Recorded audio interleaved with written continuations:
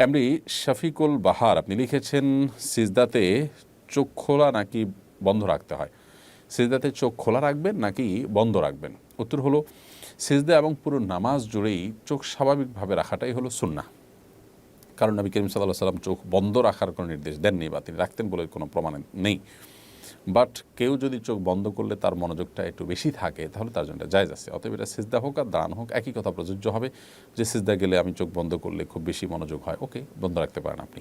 এটা মনোযোগ রাখার প্রয়োজন আপনি করতে পারেন, তবে এটাকে সিস্টেম বানানো, অর্থাৎ মনোযোগ রাখার ইস্যু না, ইস্যু হলো যে চোখ বন্ধ করে নামাজ পড়াটাকে উত্তম মনে করি আমরা। এরকম যদি হয় তাহলে এটা ভুল হবে, কারণ কোনো কোনো বর্ণনা ইয়াহুদিরা এটি করেন।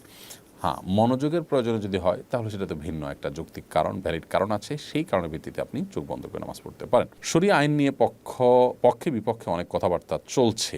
কেউ যদি শরিয়া আইন অপছন্দ করেন, তার ধর্মীয় অবস্থান কী হবে? খুবই গুরুত্বপূর্ণ প্রশ্ন। শরিয়া আইনকে যদি কেউ অপছন্দ করেন, কেউ যদি বলেন যে না, শরিয়া আইন আমি চাই না, শরিয়া আইন আমি অপছন্দ করি, তাহলে তিনি সাথে সাথে ইসলাম থেকে খারিজ হয়ে যাবেন। কারণ শরিয়া আইন মানে হলো কোরআন এবং সুন্নাহর ডিসিশন। এটা যদি আপনি অমান্য করেন, তাহলে সেক্ষেত্রে আপনি আল্লাহদ্রোহী হলেন, কোরআন হাদিসের বিরুদ্ধে বিদ্রোহ করলেন।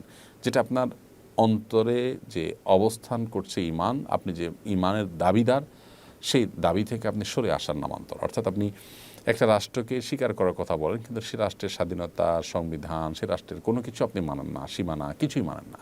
তাহলে সেক্ষেত্রে এই বিষয়টা যেরকম রাষ্ট্রদ্রোহ হিসাবে দেখা হয়, ঠিক একইভাবে শরিয়ার আইন নিয়ে পক্ষে বিপক্ষে কথা চলছে, এই সময় যদি আপনি বলেন যে আমি শরিয়া আইন চাই না বা শরিয়া আইন দরকার না বা আমি এটার পক্ষে না, তাহলে সেক্ষেত্রে আপনি অবশ্যই সাথে সাথে বেঈমান হয়ে যাবেন। হ্যাঁ, শরিয়া আইন নিয়ে যখন আলোচনা হয়, তখন কেউ শরিয়ার পক্ষে বলছেন, আপনি মনে করছেন যে না, এইভাবে শরিয়া কায়েম করা সম্ভব নয়, বা এভাবে নয় ওইভাবে হবে, বা এখন নয় তখন হবে, বা এইভাবে নয় আরও ধীরে আগাইতে হবে। অর্থাৎ আপনার শরিয়া আইনের ব্যাপারে আপনার কোনো আপত্তি নেই, আপনার সেটার ইমপ্লিমেন্ট নিয়ে ভিন্ন কথা আছে, আপত্তি আছে।